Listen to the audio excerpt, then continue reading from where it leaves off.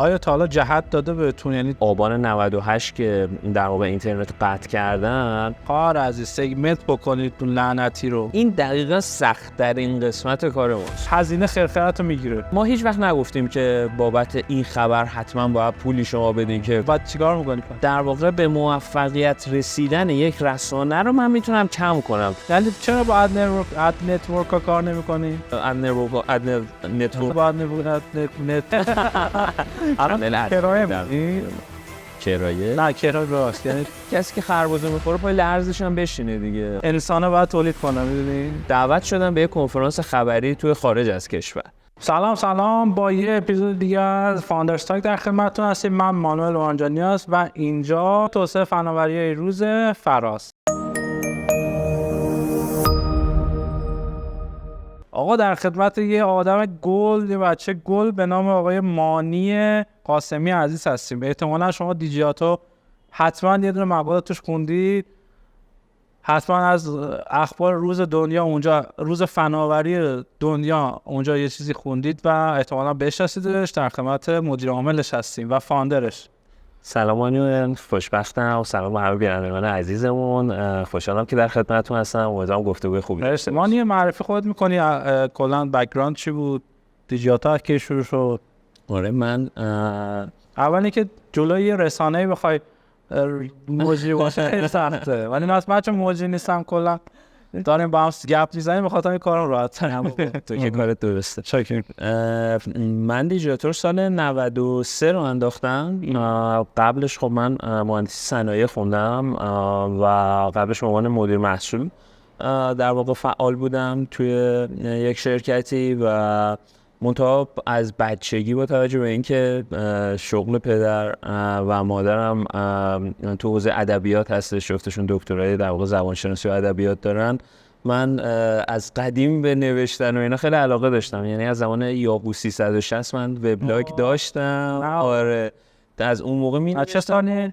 ببین کی بود یاهو 360؟ یادم من 86 بود. من یادم از سال 82 وبلاگ پا داشتم. آره اون بلاک فاینینا که دیگه خیلی قدیمی ترن. آره نه من با همون 85 اینا فکر کنم شروع کردم. بعد کم کم دیگه رفتم تو عصر ارتباط نوشتم، تو تحریریش، تو وبسایت نارنجی می نوشتم و بعدش دیگه حالا با توجه به اتفاقاتی که افتاد و نارنجی متاسفانه تعطیل شدش که در واقع مدیرش آقای علی اصغر هنرمند بود، دیگه یه چند ماهی از تعطیلی نارنجی گذشت و این خلأ رو من برای خودم خیلی حس کردم راستش بخوای. یعنی این نوشتنه با وجود اینکه شغل اولم نبود خیلی نقش پررنگی توی زندگیم داشت. بعد از تعطیلی نارنجی متوجه این خلأ شدم و با یکی از در واقع همکاران سابقم توی نارنجی دادگستر تصمیم گرفتیم که دیجیتال راه اندازی کنیم. سال 90 دیجیتال کوفاندر، دو تا فاوندر. آره نیما در واقع با هم دیگه کار شروع کردیم، اما حدود یه ماه فکر کنم از شروع دیجیتال گذشته بود. حالا نمیدونم چه جوریه، خودم دقیق نمیدونم چه اتفاقی افتاد، ولی فکر کنم نیما یه مقدار دیدگاهاش با من متفاوت بود و تصمیم گرفت که جدا بشه از تیم و دیگه تقریبا تنهایی دیگه بقیه‌اش اومد. چیکار کرد نیما بعدش؟ راستش خیلی در ارتباط نیستم، ولی خب نیما خیلی نویسنده و مترجم قوی بود، تو اقتصاد در واقع مطالعه داشتش. واقعا به شخص دوست داشتم که بیشتر میتونستیم با هم دیگه همکاری کنیم، ولی خب مسیرمون یکی. اینکه تنها بودی برای فاوندری مثلا خیلی سخت نبود یه بیزنس رو راه بندازی؟ چرا خیلی چند نفر شروع کردی؟ چجوری شد؟ ببین فکر کنم اکیپ اولیه‌مون 3-4-5 نفر بودش و اون مدلی شروع کردیم. خب یه سری از دوستان رو از همون تحریری عصر ارتباط من میشناختم، با هم دیگه کار میکردیم و یه سری دیگه دوستانم خب با توجه به اینکه اون اوایلی بود که در واقع توییتر و فرندفید و اینا بود، خب ما از همون اول تو این فضای بودیم با بچه‌هایی که علاقه داشتن به این کار. دیگه سعی کردم کسایی که فکر می‌کنم یه مقدار تو این کار استعداد دارن رو جمع کنم و کار با یه تیم 3-4 نفره شروع کردیم الان، ولی فکر کنم حدود 100 نفر است. ماشاءالله 100 نفر. نمیدونم بنچمارک داستان چجوریه، درستش چند تاه؟ نمیدونم درست و غلط داره. 100 تا زیاد نیست؟ ببین همشون تمام وقت نیستن. با توجه به اینکه ما الگوی در واقع حق و تحریری هم داریم برای همکاریامون، میتونم بگم حدود نزدیک به 60 نفر تمام وقتیم، حدود 40 نفر 50 نفر هم در واقع 60 نفر کار می‌کنه شما تو دیجیکال. من میخوام بیشتر چون تا حالا مهمون مثلا خبر یه سایت خبری یا یه سایت تحلیلی نداشت بیزنس، یا خودم هم زیاد باشون در ما رسانه‌ایشون معمولا خودمون به قول تو جای در واقع گفتگو کننده میشینیم و در راجع خودمون صحبت می‌کنیم. ببین یه بیزنس خیلی جدیه دیگه. بخوام ساختار رو برات توضیح بدم، حالا از دپارتمان مالی بگیر، تک بگیر، در واقع فروش بگیر داریم، تا در واقع حالا میره دیگه توی لایه تحریریه دیگه که خب سردبیرا هستن، دبیرا پروداکت هم هستن. ببین پروداکت یا همون تک ما تقریبا با هم دیگه ادغام کردیم، ولی از همون اول در واقع واقعیتش تمرکز من روی تحریریه بودش، یعنی سرمایه گذاری کمی روی تک کردم و خب اذیتم شدم، یعنی اینجوری نیستش که اذیت نشده باشم. یه تایمایی میگفتم کاش مثلا واقعا یه کوفاندر تکی کنارم بوده، شاید اگه بود مثلا یه جاهای بیشتر میتونستیم گاز بدیم و اینا، ولی واقعیتش اینه مثلا هندل کردن این حجم ترافیک روی در واقع بحث دیوآپس و سرورها و اینا خودش بحث چالش برانگیز بوده.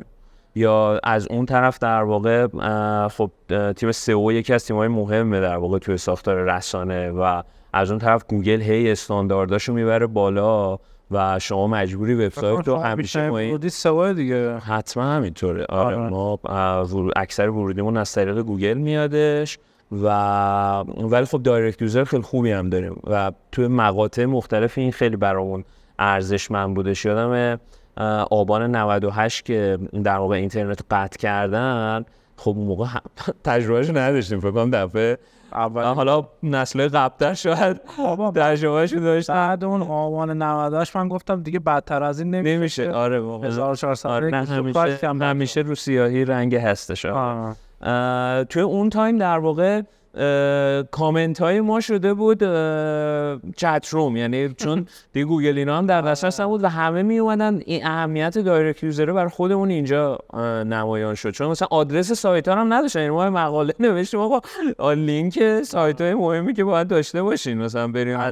آره و اما تو گوگل همه تو گوگل سرچ می‌کنن دایرکت، کسی کمتر مثلا به کسب و کار شاید سر بزنه و اینا، که خیلی مسئله پربازدیدی هم شده. ولی یادش بخیر واقعا اون تایم گفتم اینم بگم مثلا ما خب خودمون سورس خبرهای خارجیمون چیز بود دیگه، یه سری خبرهای تکنولوژی باید از سورس خارجی دریافت بشه و ما دسترسی نداشتیم به اونا.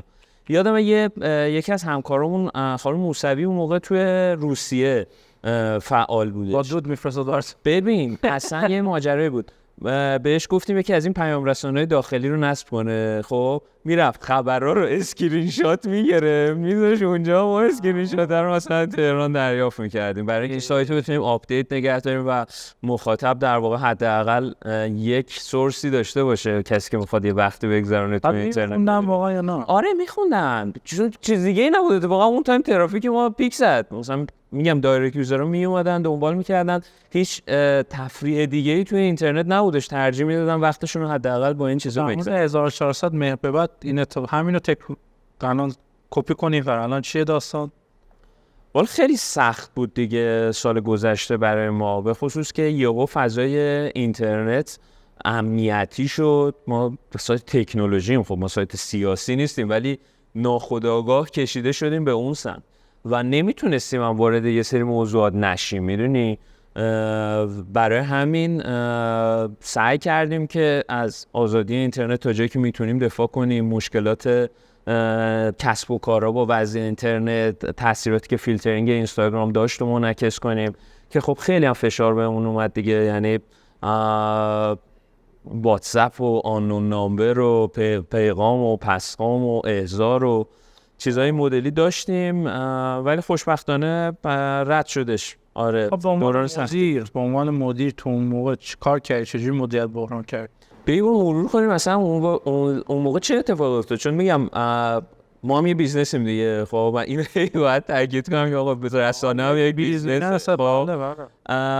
ما رو درآمدی آره. ما روی اینستاگرام فعال بودیم. سوشال نتورک خب یکی از چنل‌های درآمدی مهمه بود. درآمد اینستاگرام یه شبه صفر شد. روی یوتیوب خودمون فعالیت می‌کردیم. در واقع ویدیوهاتو حدود 80,000 تا دنبال کننده الان روی یوتیوب داره و کانال درآمدیش بر ما خیلی حیاتیه. با توجه به اینکه خب جنس ویدیوهای ویدیوهاتو روی گیم پلی و یه محیط در واقع فان و سرگرم کننده‌ای داره، دیدیم که اصلا به حال و هوای جامعه نمیخوره، اونو خودمون متوقف کرد. و از اون طرف در واقع خب بیزنس ما بی تو بیه، یعنی ما سرویس رو فری به مخاطبمون میدیم، مطالب رایگان در اختیارشون قرار میگیره، ولی از اون طرف به واسطه ترافیکی که میاد روی سایت، شرکت‌ها از بسترهای تبلیغاتیمون استفاده میکنن که بتونن خودشون پروموت کنن. خب شرکت‌ها هم همه گیج شده بودن که آقا چه خبره، هر کاری هم بیاردی کلا آره اصلا وقت تبلیغ نبود واقعیتش، برای همین درآمد تبلیغاتی هم کم شد. خب ما خیلی در واقع سعی کردیم، برای من اولویت این بود که در واقع گزینه تعدیل نیرو آخرین گزینه باشه برام. ولی از همون اول دیجیاتو من همیشه سعی می‌کردم یه جوری مدیریت کنم منابع مالیمو که دقیقاً توی بحران‌های اینجوری حداقل یه ماه 2 ماه 3 ماه یه بازه تنفسی داشته باشیم، که یه تایمای خب راستش رو بخوایم مثلا در طول این سالا نگاه می‌کردم به خودم که کاش مثلا پول رو یا مثلا اینوست می‌کردم یا مثلا می‌آوردم توی خود کار خرجش می‌کردم. رسید یه نقطه‌ای که اهمیتش نشون داد که این بازه تنفس چقدر مهم میتونه باشه برای یک کسب و کار.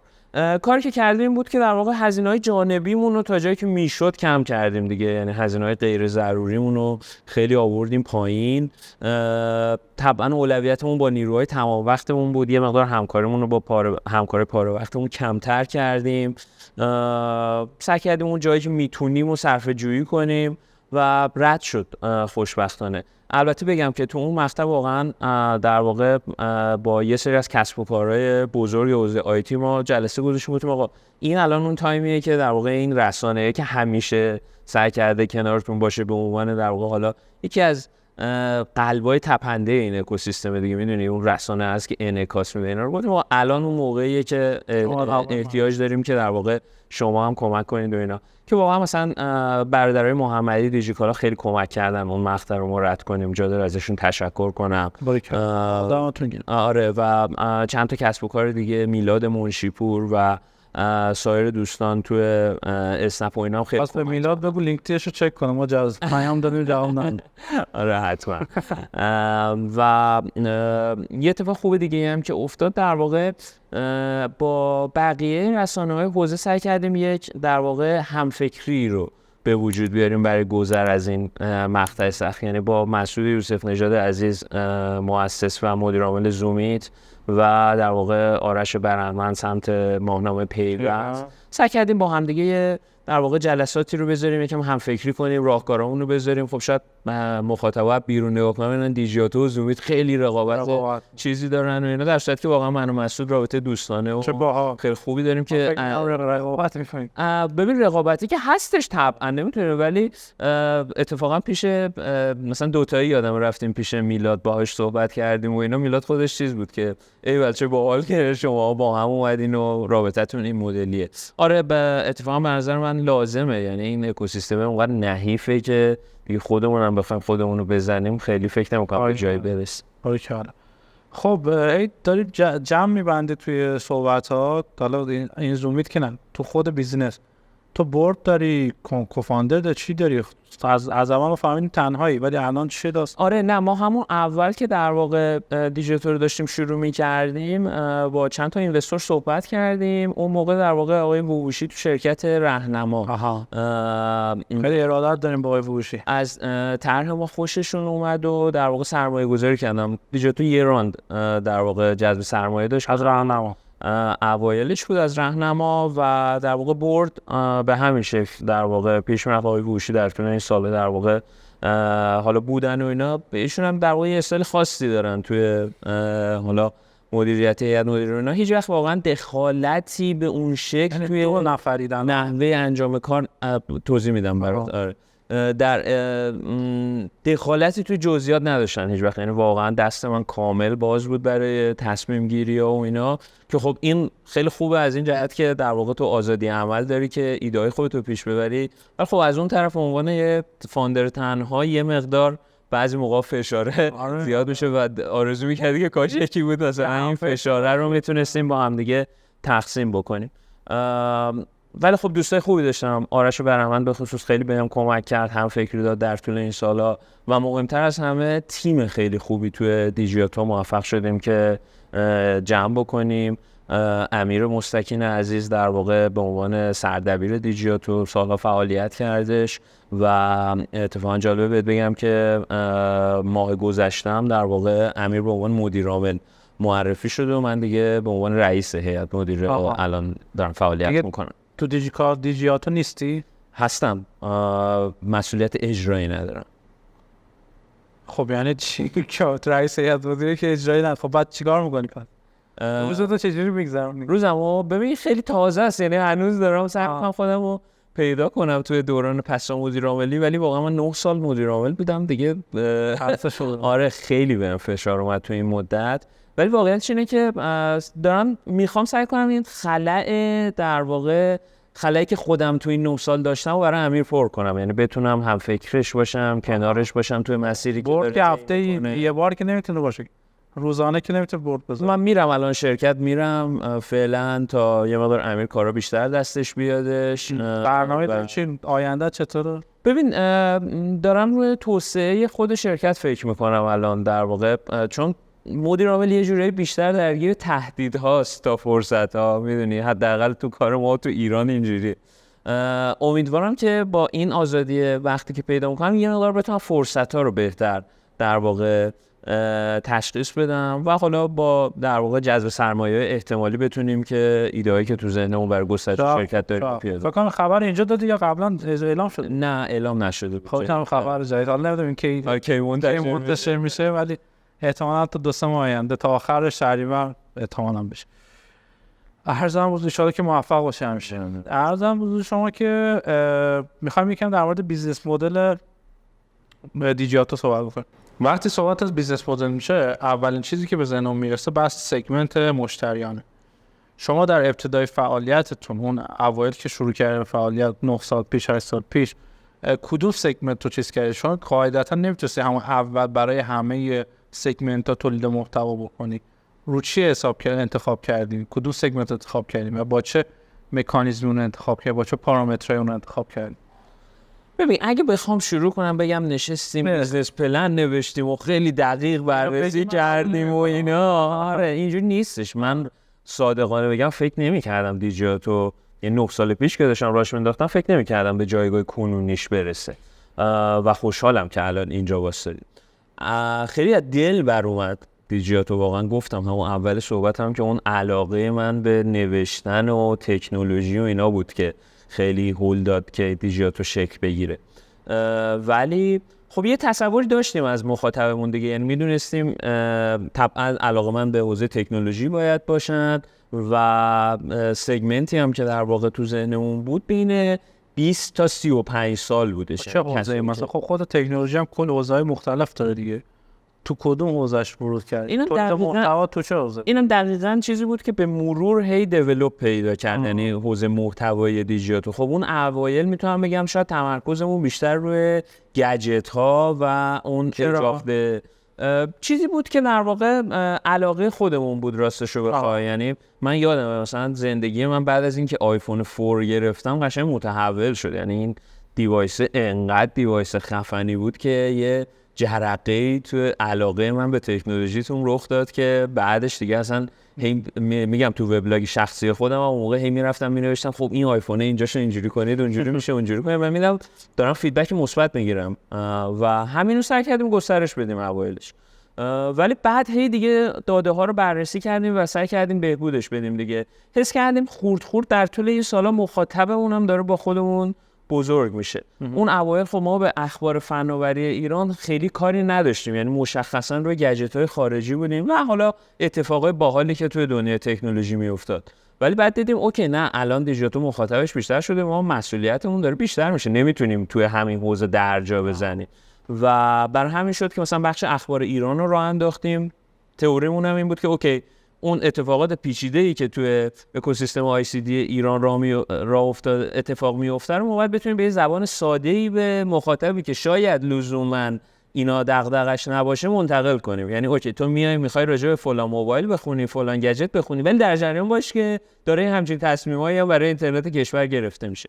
که بعد هی وزن این پررنگ‌تر شد و در واقع از اون سمت گجت ها کمتر شد. سعی کردیم توی بحث‌های سیاست‌گذاری تکنولوژی توی دنیا اون اتفاقایی که میفته رو بتونیم به کاربرامون منعکس بکنیم. چه خوب. خب ببین از روینیو مدل تبلیغات دیگه بعد من میبینم تو تلگرام تبلیغ میکنی، تو چیز هم تبلیغ میکنید، اینستاگرام. فکر درآمد تبلیغ تو تلگرام بیشتر یا خود سایت؟ خود سایت در واقع الان کرایه میدی؟ کرایه؟ نه کرایه براست، یعنی اون جایگاه رو ثابته. بله مثلا 1 ماه حداقلش کرایه میدی دیگه. حالا کرایه یا لفظ عجیبیه. اجاره میدی؟ نمیدونم نمیفروشیم وارد دیگه اسمش میفروشیم کرایه میدی دیگه. چرا الکی نکردی؟ خب پس اون اجاره میدی. نه اجاره هم نمیدی، حالا میفروشی اون جا. آره جای بنده به مدت 1 ماه اون جا رو میفروشی. یعنی چرا با اد نتورک کار نمی‌کنی؟ فکر کنم تنها سایتی هست با اد نتورک کار نمی‌کنی. ما پیشنهاد داشتیم در طول این سالا که در واقع اد نتورک می‌خواستن گفتن سخت. آره کل فضای تبلیغاتیمون رو انحصاری بگیرن و کار کنن و اینا. راستش رو بخوای من خودم در واقع با توجه به پیش زمینه‌ای که تو فروشم داشتم، من قبل از اینکه در واقع وارد حوزه پروداکت بشم به عنوان مدیر فروش توی یک شرکتی کار می‌کردم که کارش هوشمندسازی مدارس. آره. دوران جوونی بود. آره. و اکچوال خیلی موفق بودم. آره. اسم بیشتر هنرمند معابی. اون فضاش یه مقدار تو خودشون مدارس و اینا بودش، خیلی دور نبود. یعنی یه شرکت دانش بنیان بود که نرم افزار LMS و اینا در واقع نوشتن. من متوجه این موضوع بودم که این فروش صرفاً این که تو یکی رو بیاری بذاری توی اون جایگاه و پولشو بده نیست. این اون ارتباطیه که با اون شرکت شکل میگیره در طول اون فراینده و یک رسانه احتیاج داره که ارتباطشو با بازار زنده نگه داره. میدونید و این دلیل اصلی بود که در واقع ما همیشه اصرار داشتیم که این هاوس انجام بدیم کار فروشمون. الان راضی پس؟ آره همیشه هم در واقع هی در حال بهبود تیم. مثلا اینجوری نبوده که آقا مثلا خالی بمونه و فلان اینا مجبور بشی برداری؟ یه تایمایی چرا مثلا برگشتیم نگاه کردیم که آقا وسوسه شدیم که اون الان به اون پول بیشتری میده و اینا، ولی روی این ایدئولوژی واسطادیم و الان خیلی راضی. خیلی خوب. اینکه رسانه حالا ارتباطشو با کسب و کار چیز کنه، شما بیشتر با کسب و کار بزرگ ارتباطت خوبه نه؟ نه ما واقعا بیشتر میدی. ببین این تو سمینار ندیدم شما رو تا عجبا استوری تو بیارم ریپلای زدی تشکر کردی که گوشش دادی. نه واقعیتش اینجوری نیستش. ما هیچ وقت نگفتیم که بابت این خبر حتما باید پولی شما بدین که کار کنین، به خصوص مثلا استارتاپ های کوچیک‌تر و اینا. اگه برامون ارزش خبری داشت مثلا ببین یهو مثلا استارتاپ یه چیزی میفرسته آقا من لوگومو چرخوندم. خب چرخوندی دیگه، من الان بیام تو رسانه چی به مخاطبم منتقل بکنم؟ ولی واقعا هر موقع کار ارزشمندی انجام شده سعی کردیم که ورود کنیم و پوشش بدیم.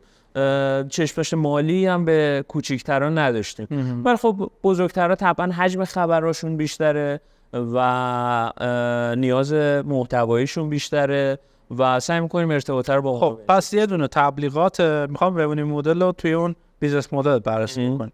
عرضم حضور شما که خب یه دونه تبلیغات، فقط تبلیغاته ولی این تبلیغات حالت‌های مختلفی داره. خب یعنی از بنر رو تبلیغات توی سوشال مدیا هامون هستش تا در واقع اسپانسرد کانتنت هامونه. خب یا در واقع حالا کانتنت که خودمون میسازیم ولی یکی میاد اسپانسر اون میشه. این دوتا با هم یه مقدار فرق میکنه. یعنی تو موقع یه محتوایی رو مشخصا برای معرفی یک محصول میسازی که میگیم آقا این مثلا با همکاری فلان شرکت تولید شده. یه موقع اصلا ما مثلا یه توی یوتیوبمون یه سری داکس داریم، یه در واقع مستندتوری داریم که اونجا یکی میاد اسپانسر. آره یکی میاد اسپانسر اون میشه. اینا خوب. عرضم حضور شما که خب توی رپورتاژی مثلا رپورتاج کار کردن، حالا میگه اسپانسر. عرضم حضور شما که آیا تا حالا جهت داده بهتون، یعنی اولی که این رپورتاج چقدر منفی بوده براتون؟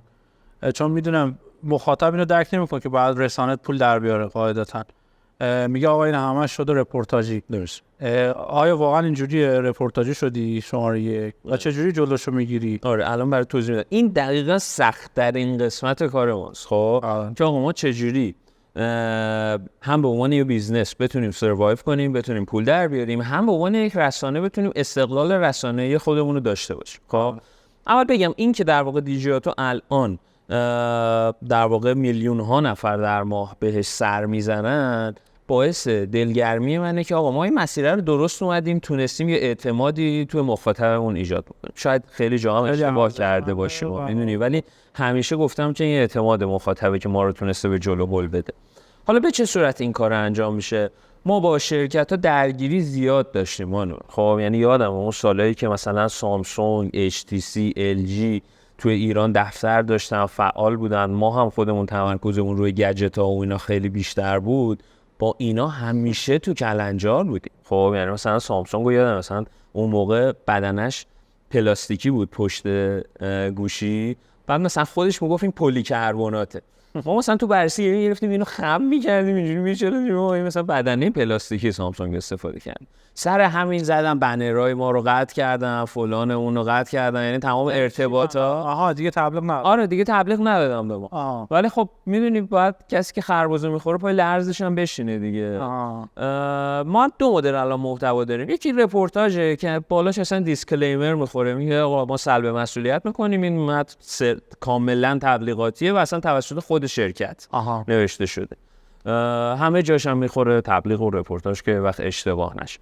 یه موقع دیگه است در واقع با مجموعه ها وارد یه تعاملی میشیم. خب میگیم اوکی آقا من الان میخوام برای سوژه هایی که تو داری یه مقدار ریسورس بیشتری رو الوکیت کنم، اختصاص بدم از تحریریم و روی اون موضوع یه مقدار بیشتر ریز بشم. مثلا فلان شرکت اومده تو حوزه AI این فعالیت رو کرده. خب در حالت عادی من یه دونه خبر راجع به این می‌نویسم منتشر میکنم، ولی اگه بتونم باهاش به یه تعاملی برسم یه مقدار محتوای بیشتری تولید میکنم، یه اسپاتلایت بیشتری در اختیارش. تعامل یعنی پول بیشتری از تبلیغات بگیری ازش. این همکاری محتوایی مشخصا دیگه میگم، یعنی به بحث‌های بنری و اینا کاری نداره. تو حوزه کانتنت سعی میکنیم که این همکاری رو داشته باشیم. خب یه سوال، ما توی بوم نابمون بود تو بیزنس مدلمون دیگه وسط داریم به حال خلق ارزش پیشنهادی که شما میدید آدمو بیان دیجیاتو استفاده کنن، از زومید استفاده نکنن، از نمیدونم پیوست استفاده نکنن. چیه؟ چرا من باید بیام دیجیاتو؟ ما همون اولی که در واقع من یه توضیح بدم مثلا اسم دیجیاتو از کجا اومدش. این ترکیب دیجیتال به علاوه ماکیاتو، نوشیدنی قهوه ماکیاتو. خب که در واقع ما فلسفه‌مون این بود که زندگی با تکنولوژی. خب گفتیم آقا باید تکنولوژی رو به شکل پرکتیکال، به شکلی که توی زندگی مردم نقش ایفا میکنه پرزنت کنیم. خب و اونجوری بتونیم ارتباط مخاطب رو با تکنولوژی برقرار کنیم. این کور اصلی ارزشه بودش. ولی در ادامه در واقع چند تا در واقع مبحث مطرح میشه دیگه، مثل سرعت خبر رسانی، مثل در واقع تنوعی که توی سوژه های انتخابیت داری، فعالیت‌های مولتی مدیا. خب تو تلگرام زیاد تعداد به نظر مهم نیست ها. ببین دقیقاً یه نکته راجع به فعالیت رسانه همینه، یعنی تو اون جنس مخاطبی که دنبال میکنه و اون لایه تاثیرگذاری که داریه که خیلی وقتا حرف اولو میزنه. مثلا الان رسانه‌ای مثل پیوست شاید تعداد مخاطبش خیلی کمتر از دیجیاتو زومید باشه، ولی با توجه به اینکه این نیش مارکت خاصی توی مدیرای حوزه در واقع استارتاپی رو هدف گرفته، تاثیرگذاری خودش رو لایه مد نظرش داره. آره دقیقاً فکر کنم اون ضریب نفوذ بیشتری داره، یه جورایی احساس میکنم. باید ببینیم ضریب در راجع به ضریب نفوذ توی چه لایه مخاطبی صحبت میکنه؟ مثلا لایه مدیران مثلا خیلی کورپوریت تر جنس پیوسته. خیلی ممنون. فعلا برای فکر کنم بخش اول خوب باشه. ممنونم از شما که تا الان پیش ما بودید. بریم یه استراحت کنیم و برگردیم. اسپانسر این اپیزود شرکت توسعه فناوری روز فراز هستش. فراز پلتفرمی رو توسعه داده برای سرویس های بانکی و غیر بانکی که ویژه اپلیکیشن ها، فینتک ها و هر نرم افزاری که بتونه API رو کال بکنه این سرویس ها رو ارائه میدن. این سرویس ها میتونه بحث احراز هویت باشه، استعلاما باشه، انواع افتتاح حساب، انتقال وجه و استعلام‌های مختلف هستش. همچنین سرویس‌هایی مثل پرداخت قبض و انواع پرداخت‌ها و اینا رو میتونید توی نرم افزار خودتون سمت خودتون پیاده سازی بکنید و اینا رو APIش رو کال بکنید.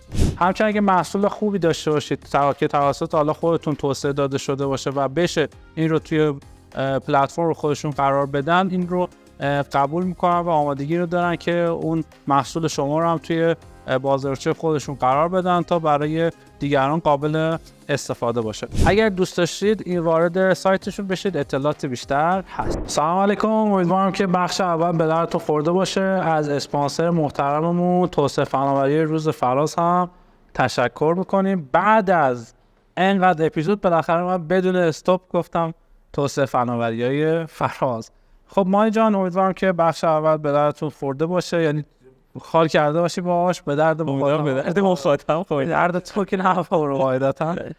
ان شاءالله که اونا هم خوب. اگه فیدبکی سوالی چیزی داشتید حتما برسید. اگر تو دیجیتال مثلا میخونید و اینها انتقاد چیزی دارید اینجا برسید، انتقاد پیشنهادات مانی قبول میکنه. امیدوارم قبول کنید. میخوام در مورد یه چیزی که من الان تو ذهنم همیشه چیز میکنم. ما شما به عنوان یک بیزینس قبول کردیم، درسته؟ آیا به عنوان یک استارتاپ باید قبولش بکنیم یا نه؟ این یه سواله. حالا این یه ور دومش اینه که آیا واقعا میتوانیم یک رسانه رو مقیاس پذیر بکنیم یا نه؟ سوال دومه. چرا؟ چون مقیاس پذیر وقتی که شما با رشد اون بیزینست، با رشد حالا خبرات، تحریریات، فلان اینا، با رشد بیزینس شما مجبور میشی اینا رو رشد بدی. یعنی تو مثلا قبلا اگر مثلا با 2 نفر تو تحریریت میتونستی مثلا 20 تا خبر تولید کنی، الان مثلا برای 200 خبر بعد 20 تا بذارید، 10 تا. با افزایش اینا شما تحریریت هم زیاد میشه. همونجور که گفتی بوده 40-50 نفر تو تحریریه داره کار میکنن. تقریبا 40-50% بیزینس دارن اینه. آیا فکری برای اسکیلبل کردن این بخشت کردی نکردی؟ آیا راهی هست نیست؟ اصلا کلا رسانه در دنیای بین‌الملل چی کار میکنه تو این حوزه؟ آیا اصلا به فکر اسکیلبیلیتی هست یا نه؟ درست. ببین خب واقعیتش اینه که اون اولی که ما داشتیم دیجیتال رو مینداختیم، اومدیم چند تا الگوی جهانی رو بررسی کردیم که یکیش مثلا واکس مدیا بودش. واکس خب شرکت مادر وبسایت ورجه که ورج خب یکی از معتبرترین وبسایت‌های حوزه تکنولوژی و در واقع حالا یکی از الگوهای ما توی دیجیاتو بودش. ما هدف گذاریمون اون واکس مدیای بودش، یعنی اون هولدینگ رسانه‌ای بودش. برای همینم بود که ما حدود 2 سال بعد از راه اندازی دیجیاتو روزیاتو رو راه اندازی کردیم که تو حوزه در واقع سبک زندگی و اخبار اجتماعی فعالیت میکنه و 4 سال پیشم ویجیاتو رو راه اندازی کردیم که تو حوزه ویدیو گیم داره فعالیت میکنه. ببین اتفاقی که میفته اینه که تو درست میگی، یعنی من یه محصولی ندارم میگم اینو ساختم، حالا این دیگه خودش داره پول در میاره و من میتونم در واقع بدون اینکه اتکای زیادی به نیروی انسانی اینا داشته باشم اینو بزرگش بکنم. ولی توی دنیای رسانه اینجوری میشه خب که مدت زمان در واقع به موفقیت رسیدن یک رسانه رو من میتونم کم کنم تو دل این هولدینگ. خب منظورم چیه؟ یعنی اینکه ما توی دیجیاتو متوجه شدیم حداقل 3 سال لازمه که از زمان تولد یک رسانه بگذره تا این مخاطبای خودش رو پیدا بکنه، اعتماد عمومی رو جلب بکنه و در واقع بتونه به درآمدزایی برسه، ارتباطش رو با بازار برقرار بکنه. حالا اتفاقی که برای یک هولدینگ رسانه‌ای میفته چیه؟ اینکه تو اعتبارتو ساختی، کانکشنتو با بازار ساختی، ارتباطت با مخاطبم ساختی. برای همین ما وقتی ویجیاتو رو آوردیم بالا، اون مسیر 3 ساله رو تونستیم به 1 سال کاهش بدیم. ویجیاتو تو بعد از گذشت 1 سال تونستش که نقطه سر به سریش رو رد بکنه و به سوددهی برسه، حتی به واسطه اون چیزی که ما تونسته بودیم قبلا تو سالهای گذشته بسازیم. ببین ما تو بومنا یه بخشی داریم به نام آنفر ادوانتیج، یعنی که منی که الان میخوام مثلا ویجیاتو بزنم، با توی که ویجیاتو زدی یه آنفر ادوانتیجی تو داری من ندارم. آره. اون همون یوزر آمادت، اون برندت، برند اورنسی که داری. این میشه همون، اگه دوست داشتید این اپیزود مربوط به بومنا رو ببینید، آنفر ادوانتیج توش هست. این هم نکته مهمه. احتمالاً برای روزیات هم همین داستان بود دیگه. آره حالا یه موقع کسی روزیات متفاوته دوستم راجع به اونم صحبت کنم. بخوام مخاطباش فرق میکنه. آره ببین یهو ما روزیات رو اومدیم گفتیم بزنیم توی فضای دیگه، یعنی ما گفتیم دموگرافیک یوزرها رو یه مقدار دستکش تغییر تو بزنی یا تصمیم که تو بزنی فکر کنم. آره دیگه. به عنوان تک‌فاندر آره بوشی واقعا البته همیشه راهنمایی کرده و اینا، ولی نهایتا تصمیم‌ها رو به خود من سپردش. چجوری تصمیم‌ها رو میگیری؟ می‌خوای دوباره همون هدفت واکس مدیاه؟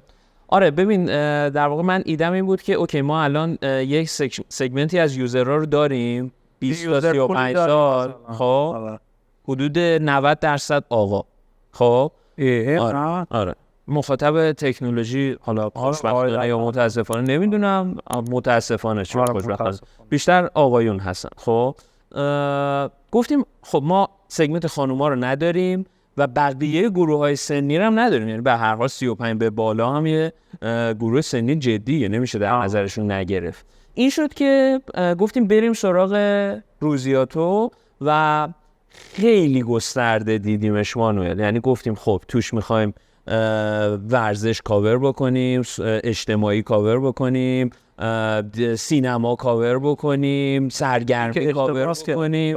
آره این در واقع یکی از اشتباهایی بود که خب دقت کن داریم راجع به من 26 ساله صحبت میکنیم. خب و این خیلی در واقع باعث شد که روزیاتو هیچ وقت نتونه که به اون جایگاهی که واقعا استحقاقش رو داره برسه. همین الانش جالبه بدونی ترافیک روزیاتو از دیجیاتو و ویجیاتو بیشتره، خب با توجه به جنس مطلبی که داره تولید میکنه، ولی یک کار ما نبود. خب واقعیتش اینه که تخصصی توی اون حوزه ها ما نداشتیم. خب شرکت هنوز جوون بود، یعنی پایه های خود دیجیاتو هنوز مستحکم نشده بود که من تک فاندر بتونم فوکسم و سویچ کنم یه جای دیگه، و انقدر گسترده بود که تمرکز خیلی زیادی میخواست، سرمایه خیلی زیادی هم میخواست اون چیز رو پیاده کردن که من اگه سرمایه رو داشتم احتمالاً کارو در می آوردم. خب ولی نشد، نمیتونستی در بری. نمیدونم با تجربه الانم میگم در می آوردم. خب برای اون موقع خیلی زود بود، برای شرکتی که 2 سال از عمرش میگذشت خیلی زود بود و ولی توی ویجیاتو اومدیم اصلاح کردیم، یعنی کاملا اومدیم یه نیش مارکت خاص رو تارگت کردیم، یه چیزی که مخاطب دیجیاتو آلردی بهش علاقه داره، یعنی اصلا از دل خود دیجیاتو ما ویجیاتو رو کشیدیم، یعنی سگمنت گیم. یعنی ما وقتی میگیم برادر خواهر عزیز سگمنت بکنید اون لعنتی رو و با سگمنت شروع بکنید، یعنی همین. الکی نمیگیم، اینم یه کیس زنده. آقا کیس زنده که آقا سگمنتت بری جلو خیلی به درد میخوره دیگه. و الان هم خدا رو شکر خوبه ویجیاتو. ولی خوشحالم که کیلش نکردم. خب خیلی تو این سالا رسیدم به اون نقطه‌ای که کیلش کنم، ولی همیشه در واقع به اثر مرکب خیلی اعتقاد داشتم، یعنی یه آقا بی تداومه بالاخره یه جا جواب میده. هیچ وقت اون کیفیتی که میخواستم نشد. خب چیکار باید بکنیم؟ آلردی چند نفر الان دارن توش کار میکنن که خود میکنن. آره دارن روش تولید محتوا میکنن، یه درآمدی هم داره، یعنی خیلی سر به سر داره پیش میره. خب الان آقای مانی خان جواب ما رو ندادی، چجوری میشه اسکیلبل کردین داستان؟ خب گفتم دیگه این در واقع ما زمانه رو کم کردیم. خب زمان رو من دارم برای شرکتمون میبینم اینه که این الان یه بستریه، یه اکسلراتوریه برای اینکه بتونه هر جنس مدیا رو بیاره بالا. وقتی میگم هر جنس مدیا منظورم چیه؟ دیگه به یک وبسایت فکر نکن، یک اینفلوئنسر حتی، خب یعنی فرد رو حتی در واقع بسترمای این امکان رو بهمون میده که بتونیم که خیلی سریع به یک رسانه بذار من اینجوری بهت میگم. ببین مثلا یکی مثل اسنپ میاد یوزر پول ایجاد میکنه به واسطه حالا تاکسی اینترنتیش، بعد به واسطه اسنپ فودش، بعد سعی میکنه بیزینس لاین ها و حالا پروداکت های مختلف رو بیاره، از این یوزر پول استفاده بکنه. یکیش جواب میده، یکی جواب نمیده. شما این رول مدل گرفتی توی رسانه داره پیاده سازی میکنه، میگه آقا من یه یوزر پول با دیجیاتو ایجاد میکنم، سعی میکنم تو جای مختلف تستش بکنم، جواب بگیرم و اینو بزرگش بکنم. این اوکیه، اینو میفهمم.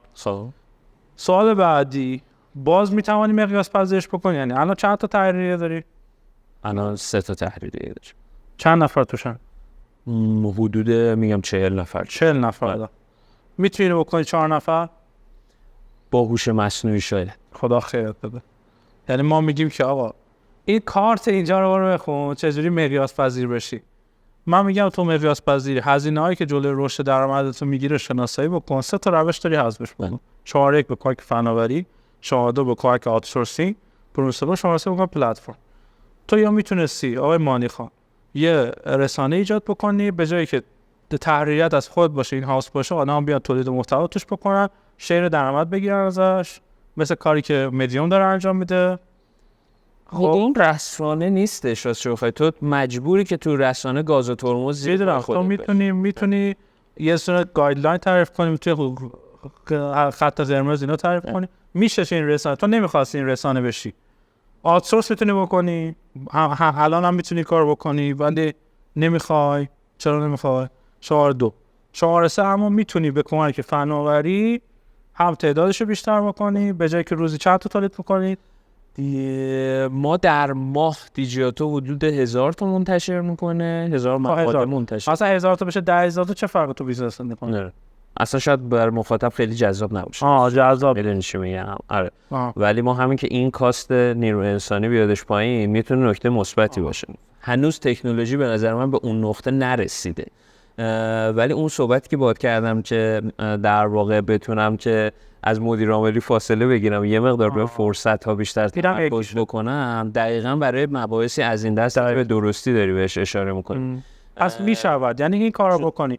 اگر پلتفرم بشه مثل مدیوم، ولی بتوانی مثلا اون خطوط قرمز خودت و حالا به قول شما گاز ترمز تو داشته باشی، تو اون فوق العاده میشود. اگه بتونی آوتسورس کنی خیلی خوب میشود. اگه بتونی از فناوری استفاده کنی که نور الان نور میشود. خب این اگه اتفاق بیفته به نظرم خیلی جذاب‌تر میشه، یعنی هم اسکیلبل تر میشه، هم تو میتونی رو زبان‌های دیگه ورود بکنی، زبان دیگه رو رشد بدی، بین‌المللیش بکنی، میتونی حوزه‌های مختلف یه کارایی داریم روش می‌کنیم. خب خدا خیرت بده. یعنی چقدر میتونه بهت کمک میکنه، ولی اینجا توی هزینه خرخرتو میگیره. اگه میخوای بری بالا، از البته ما تحریری با چیز نداریم، کلا نه یا فردا بیام ما رو بزن حالا یه اسم مانوئل بیاد بگه آقا این اونی که می‌خواست ما رو از کار بکنه. نه اینجوری کلا بیزینس اینه در تمام دنیا، در تمام گوگلش داره این کار میکنه، یاهوش داره این کار میکنه، و تو رسانه‌های بزرگ هم احتمالاً رفتن به این سمت که تولید محتوا رو چیز بکنن. میگم هنوز به اون نقطه نرسیده تکنولوژی. آره مثلا توی حالا آمریکا اینا هم باز همین جوریه، دست به کمک چه مثلا هوش مصنوعی تولید محتوا نمیشه. رسانه‌های درجه یکی که در واقع دارن تو این حوزه فعالیت میکنن خیلی زوده مانوئل برای این ماجرا و اینا. و پس اگر من از همه بچهای تحریریمون ممنونم واقعا دعوتتون گرم. یعنی اصلا بحث اینه که ما داریم در مورد آینده صحبت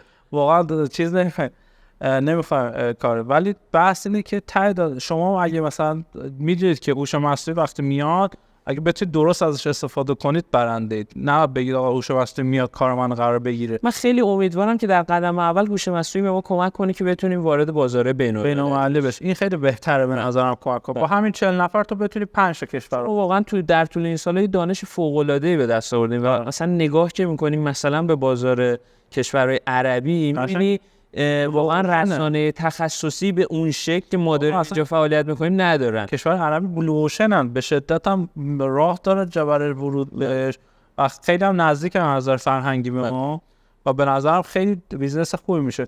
و من پیشنهادی که دارم، استارتاپ‌های تو این حوزه میتونن ورود بکنن توی مثلا تولید محتوای مثلا برای رسانه‌ها یا حتی اینا میشه ورود کرد توی حتی تو زبان‌های مختلف تولید محتوا بکنن، این هم میتونه خیلی کمک بکنه. البته سایت‌های زیادی هم هستن برای تولید محتوا، برون سپاری تولید محتوا، اونم نمیشه ازش استفاده کرد. مثلا نویسش نمیدونم چیه. ببین در واقع حالا یه جوری که من میبینم شرکت رو اینه که این ما یک دیجیتال کانتنت کریئتور هستیم. خب اینو دارم میگم که یه مقدار از مدیای فاصله بگیرم که فرصت‌های بیشتری رو بتونم پیش روی شرکت خلق بکنم. وقتی اینجوری تغییرش میدی زاویه نگاه رو، چرا میشه که در واقع همکاری‌های مختلف میلاد توی نویسش واقعا خیلی خوب عمل کرده، من خودم خودشو خیلی دوست دارم و منم دوستش دارم. آقا کچل برای یک رسانه نمیشه از این الگو استفاده کرد، من حداقل قبولش ندارم، ولی برای فرصت‌های دیگه‌ای که دیجیتال کانتنت کریشن در برابر تو میذاره حتما میشه این از این ابزارها استفاده کرد. اوکی، یه رقیب بیاد 2 برابر تو تولید محتوا کنه، کیفیت بهتر تولید بکنه و شیر بازار تو رو بگیره، چه حسی پیدا می‌کنی در صورتی کلا 10 نفر باشن؟ آره. اولا بگم خیلی کار سختی. خب یعنی در طول این سالا خیلی وسوسه شدن، به خصوص که موفقیت دیجیاتو و زومی تو دیدن مجموعه گنده مانوئل، یعنی شرکت‌های تاپ تکنولوژی ایران گفتن اوکی ما بیایم وبسایت خبری تکنولوژی خودمون رو داشته باشیم. پول در نمیاره کار رو لزوما، خب چون واقعا رسانه مثلا یه اینسایتی میخواد، یه استقلالی میخواد، یه عشقی میخواد. من این عشق رو تو میبینم، یعنی هر چقدر من اینجا خودم بکشم بیا از پوشم واسه استفاده کنم استفاده نمیکنم. یعنی من به نظر خیالتون راحت باشه بچه این اتفاق برای ایشون نمیفته، چون عشق داره به بیزینسش، داره به اون تولید محتوا، اون انسانه باید تولید کنه. میدونی شاید متنی که میخونی اون حسی باید بده که آقا انسان نوشته اینو، شاید این باب باشه، ولی شاید چند سال دیگه لایف استایل آدم عوض بشه. یه سوال در همین مورد داری، چیزی بگو. آره خواستم بگم که در واقع خیلی راحت نیست، یعنی تو با پول نمیتونی رسانه رو خیلی سریع به موفقیت برسونی.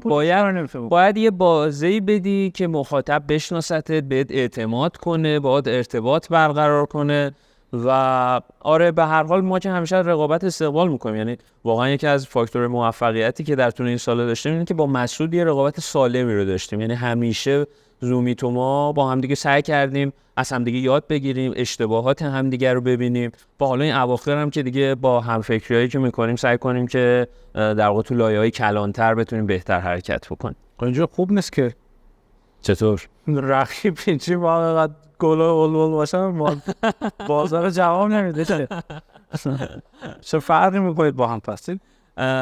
هر کدوم استقلال تحریری خودمون رو داریم، استایل خودمون رو داریم، یعنی الان فقط هم دیجیاتو نیست، یعنی ما تو زومجی و ویجیاتو هم باز همین رقابت رو داریم. زومجی هم تو حوزه ویدیو گیم داره فعالیت میکنه و ویجیاتو هم همینطور، ولی اون فاکتور انسانی است که دقیقاً این تفاوت‌ها رو داره رقم میزنه. خب الان که در مورد لایف استایل آدمو صحبت کردیم و اینها، الان آدما به دنبال سری پیدا کردن یه چیزی هن، سری خوندن یه چیزی هن، دنبال صدا هن، دنبال تصویر هن، دنبال مدیای سری هن، دنبال مدیوم های مثل اینستاگرام و نمیدونم الان ترید و ترید چی بود؟ ترید اسمش هم یادم. این چیزان آیا سایت میکنن، محتوا میکنن؟ ببین هر کدوم از اینا در واقع و چی کار میکنی برای تغییر عادت؟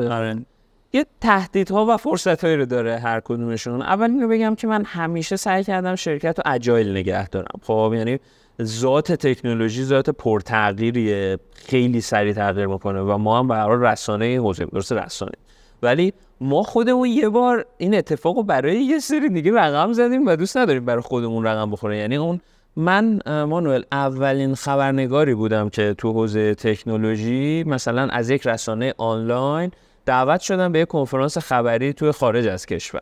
یادم سونی مثلا کنفرانس داشت توی دبی، من اولین خبرنگاری بودم که از آنلاین دعوت شد. تا قبل از اون در واقع هیچ کسی از فضای آنلاین نرفته بود. خب دیجیاتو و زومیت اومدن کلی روزنامه و مجله چاپی رو با چالش جدی مواجه کردن. خب و ما خودمون عقب میافتن دیگه. آره و نتونستم با این سرعت. من یه بار اینو دیدم خب و تمام تلاشم کردم این اتفاق هیچ وقت برای شرکت خودمون رخ نده.